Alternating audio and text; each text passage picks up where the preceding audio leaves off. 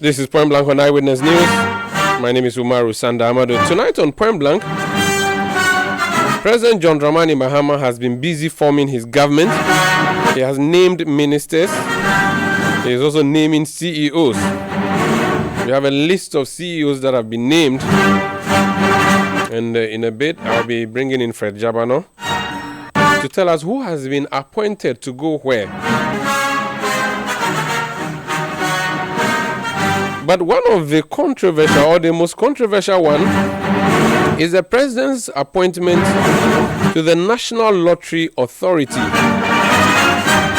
The letter, green letter, says His Excellency John Dramani Mahama, President of the Republic of Ghana, has, in accordance with Article 1951 of the Constitution and Section 45(1) of the Ghana Lotto Act 2006 Act 722, appointed you as the acting chief executive officer of the National Lottery Authority pending receipt of the constitutionally required advice of the board of the authority given in consultation with the Public Services Commission. Your appointment takes effect from 15th January 2025. I take this opportunity to congratulate you formally on your appointment. This is signed by Calistus Mahama, Doctor, Secretary to the President. Now, the interesting thing about this letter and why it has become controversial is who it has been addressed to. The address is to Mohammed Abdul-Salam Tamale. Now, Mohammed Abdul-Salam is former Northern Regional Secretary of the National Democratic Congress. This letter and the appointment has become a subject of controversy over the past 48 hours. Now, the issue is that he's a Muslim and he's been appointed to head an NLA, the National Lottery Authority. Let me speak to him and ask him if he's seen this controversy and what he makes of it. Mohammed Abdul-Salam, you're welcome to Eyewitness News Point Blank segment. Thank you. Good evening, and thank you for having me. Thank you for joining us. Can you confirm that by a letter dated 15 January 2025, John Dramani Mahama, the President, through his Secretary Calistus Mahama, appointed you as CEO of the National Lottery Authority? Well, not only can I confirm, but I can also tell you that today, Friday, I was at the offices of the National Lotteries Authority to formally resume office as the Director General of the National Lottery Authority. Did you lobby for it, or it was just given to you? Well, that is another matter. Politics, I cannot say that it was given to me because I lobbied for it. Neither will I say that I was just seated and it's given to me. The very day I joined NDC, I developed ambition for growth. So I see it as a part of the path of my growth.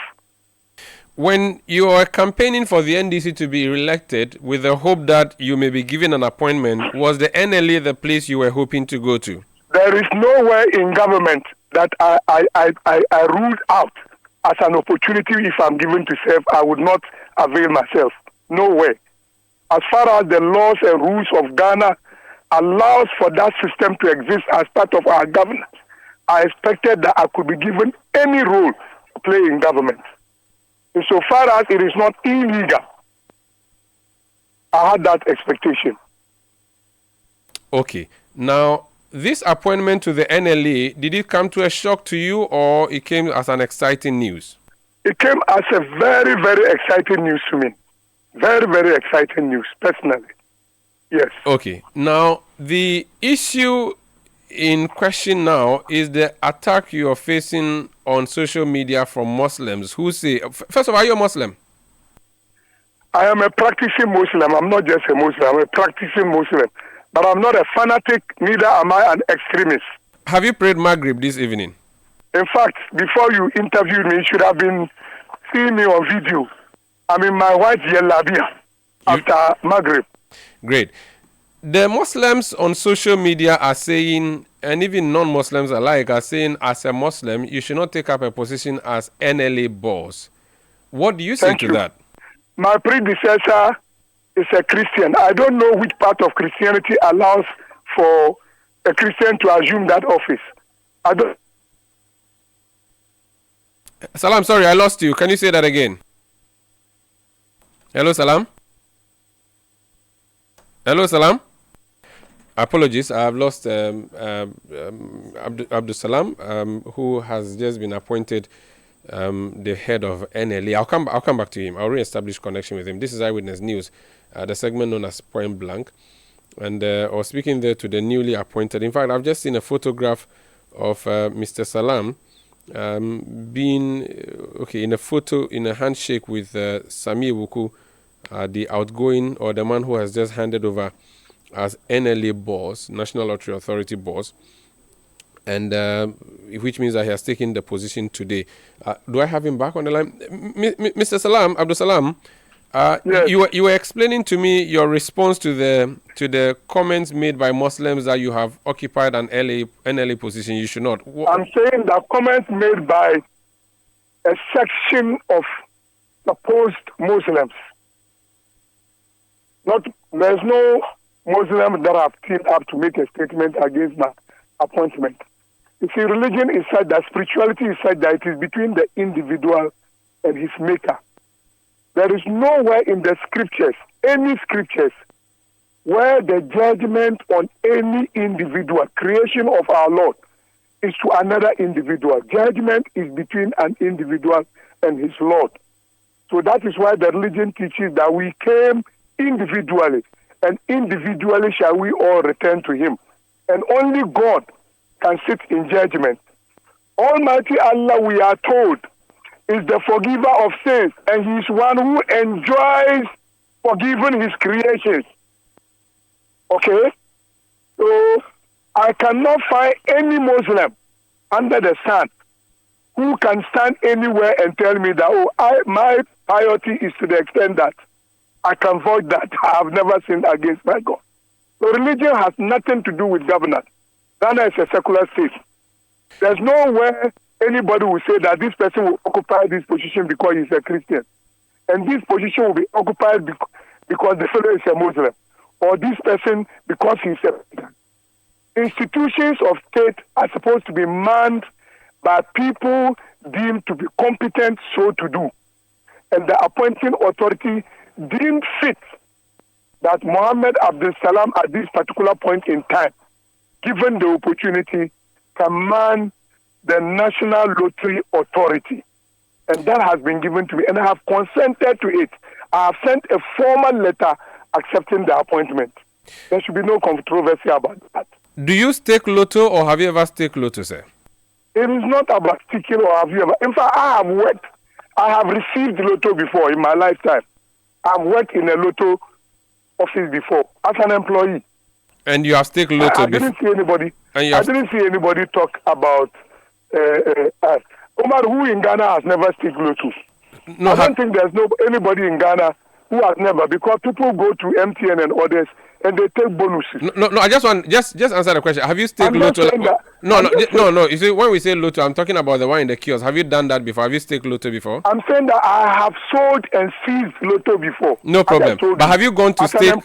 Have you gone to stake some at the lotto kiosk before? No, I haven't done that. Do you consider lotto sin in Islam?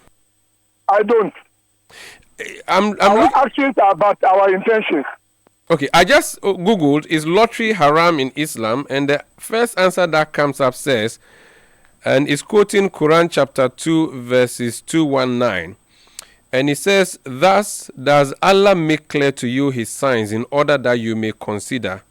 And the quote continues. It says, O you who believe, intoxicants and gambling, dedication of stones and divination by arrows are an abomination of Satan's handwork.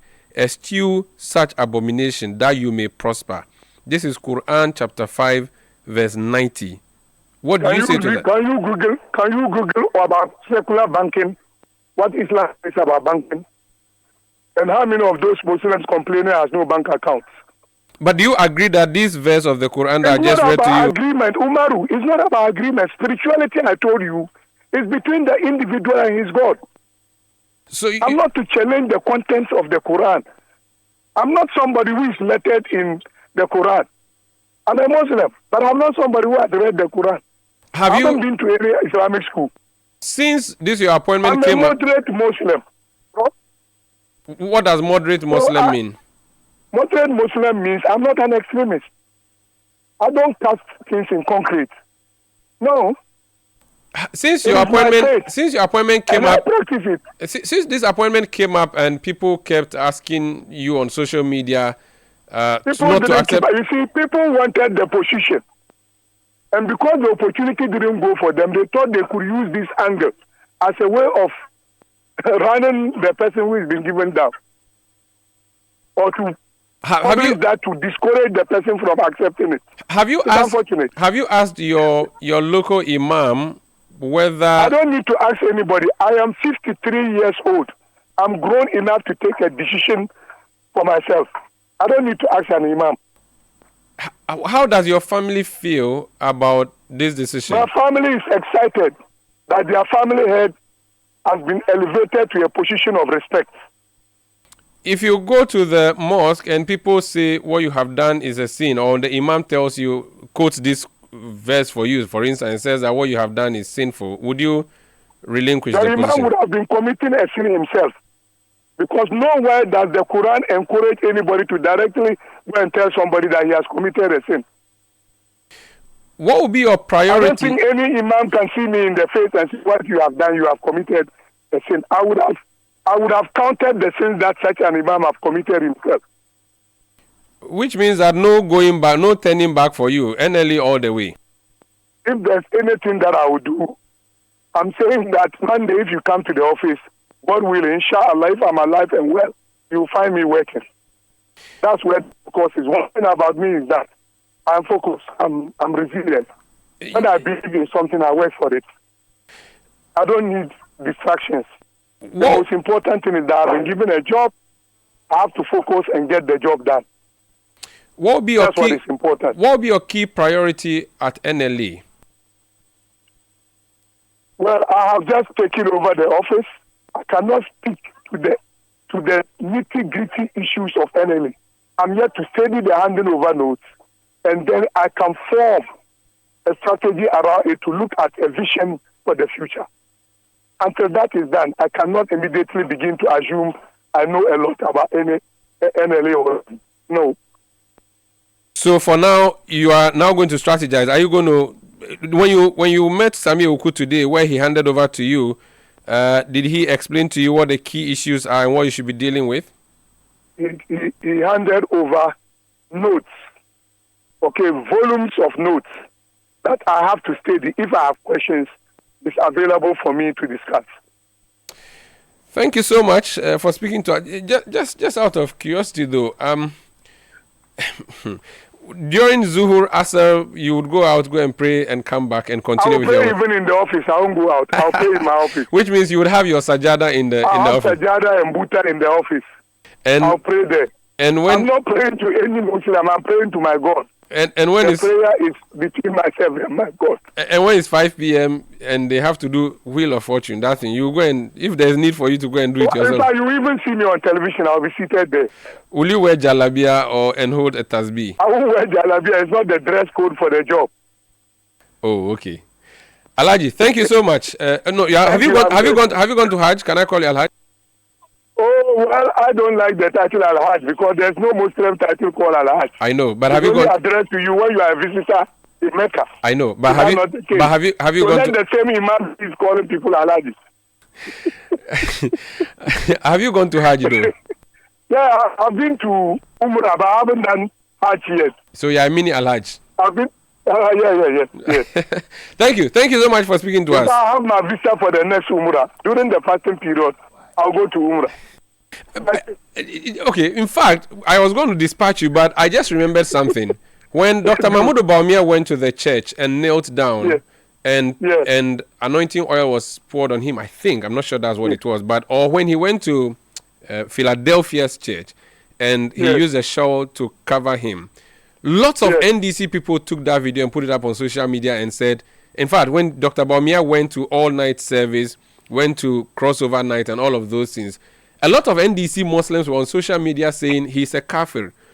Do you not think you also deserve that title now based on everything that has been said against Dr. Bawumia? Look, it is a democracy. Let people hold their opinions. I am focused on my work. I'm not worried about anybody's opinion. Do you think what Dr. Bawumia did Islamically was wrong. I'm not interested in what Dr. Baumia did. Whatever he did to get power, he lost miserably. And so that belongs to history.